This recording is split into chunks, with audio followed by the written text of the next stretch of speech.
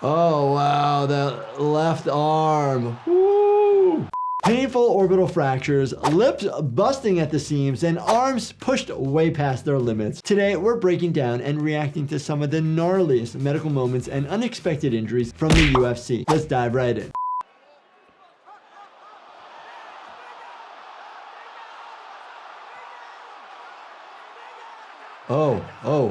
Oh, he's like, I'm done. We can't see it, but he knows something bad just happened. Jamahal Hill, his arm is basically like not attached anymore at that spot. Dislocation of both the ulna and the radius. Typically, we don't see both. Oh, maybe not. Oh, the arm is not functioning. Oh my gosh. I can't believe this guy's still in it. Wow. Okay. Holy smokes. Most of the time we see a dislocation of the ulna at the elbow where your olecranon process goes back, and it's usually a posterior dislocation and we're able to put it back together. But the radius usually stays intact.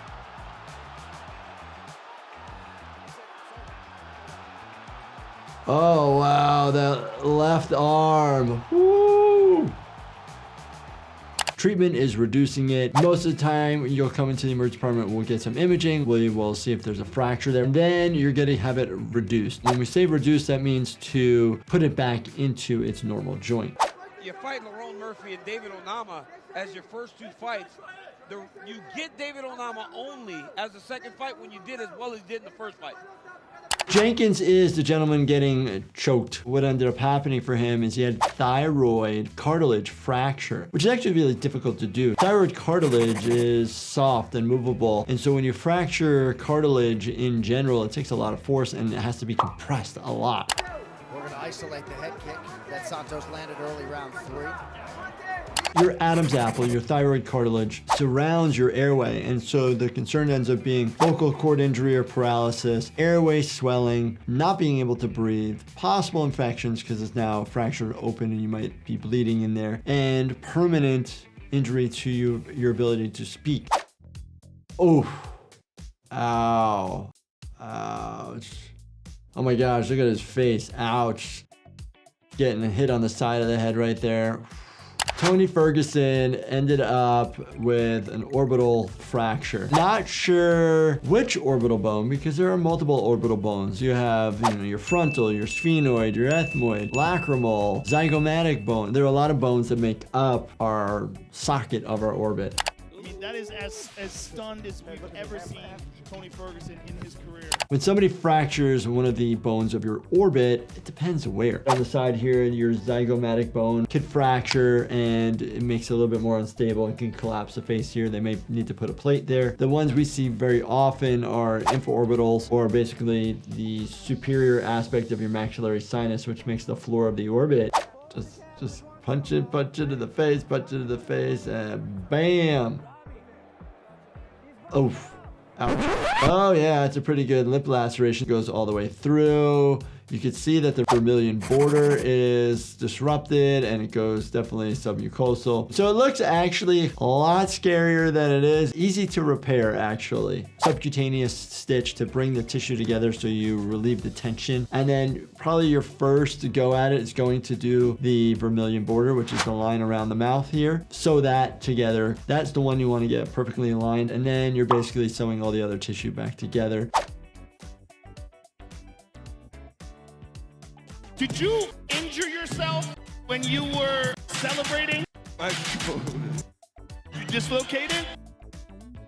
Yeah. Hard to see because he has good deltoid muscles, but a lot of times when somebody dislocates their shoulder, you actually see a hard ridge cut off because the most common place you dislocate your shoulder is anterior and inferiorly. The shoulder is the most common joint that is dislocated. Out of this round, and that's a big if. He's gonna have a real problem. Oh, look at that big swelling. This fight just on the basis of that swelling. That's what's called a subglial hematoma. That's when the blood is actually underneath all of the soft tissue and it's between the soft tissue and the skull itself. Forms these little pockets. Happens to kids too when they come out of the womb actually. They can get a hematoma underneath the tissue there. I'm sure Big John is looking very... Wow, that's a lot of blood under there.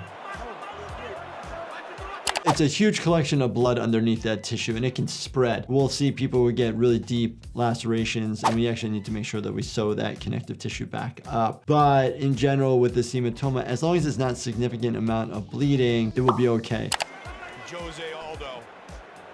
The dangerous part of any of these types of bleedings and large pockets of blood is actual significant amount of blood loss, because it can actually track down on different layers and actually continue to bleed where there's not enough pressure. Just like any other wound, you want to put a lot of pressure on it to get the bleeding to stop.